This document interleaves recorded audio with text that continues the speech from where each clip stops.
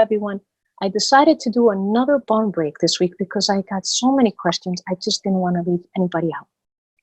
The two questions that came this week were from Susan in Massachusetts and Jason, who asked two really, really, I think, important things. Susan asks, my horse is my exercise. I haven't been able to ride the last few weeks the way I used to. Help.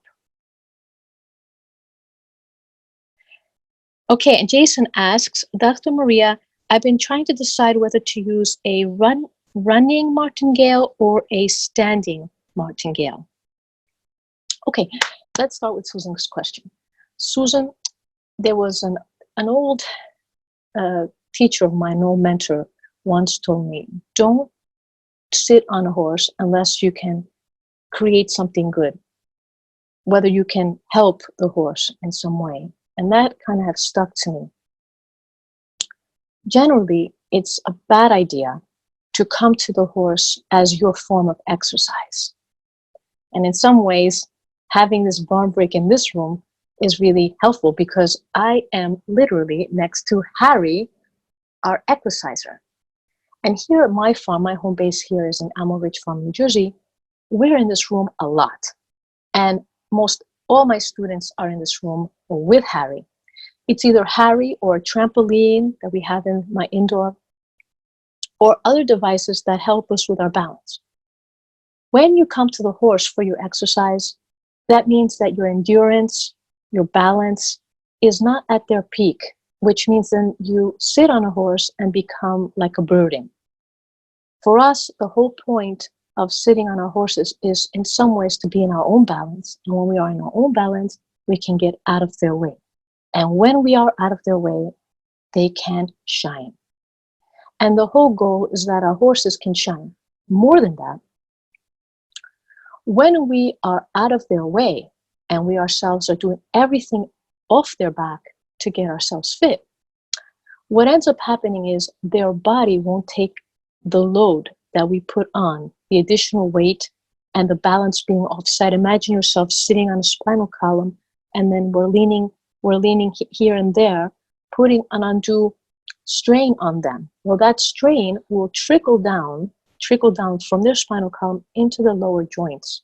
And oftentimes the torque they take in the lower joints like the coffin joint or the hock joint, is undue and preventable. I always champion the idea of getting your exercise off your horse. There's so much information and there's so many ways you can do that to get your fitness up, to become a little bit more aware of your balance. I'm including a link below of the things we use here, kind of trade tips that have helped me keep fit, keep in balance, and a lot of people that are working with me, including Harry. He's kind of good looking. He's an easy keeper and doesn't cost very much. And so I hope that answers your question, Susan. Jason, thank you also for your question. I do get that a lot. Questions around equipment. What do I use? What I don't use? I can start off by saying that any equipment that in any way restricts a horse cannot benefit them in the long run. Now, there are shortcuts, of course, and people are using them all the time. I don't, and I don't advocate for them. We have just too much information. There are so many different, kinder, and more humane ways of creating the changes that we want in our horses. And we can do that without restrictive equipment. So one of the pieces of equipment that you won't find at my barn, here on my farm, is a martingale, draw reins, spurs. In my online course, I go into a lot of depth about why, because setting the stage for removing those things can help you build a much better relationship with your horse, but also the quality of the muscling, longevity, and the long-term health of your horse is impacted by those kind of decisions.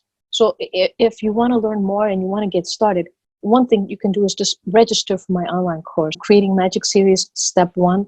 It'll start getting you in alignment with why, for example, I feel that that's not always the best. Remember, we don't want to be good with our horses. People that are watching this want to be great with their horses.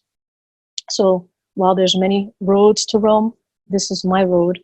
I hope it can be useful to you. Check out the links below. In my upcoming Step 2 and Step 3 parts of the Creating Magic series, we will be using Harry, and I'll be showing some proprietary exercises that I use here to help you improve your balance, get out of the way, create the ultimate dance. With that, I'll let you be. I'll see you guys next week.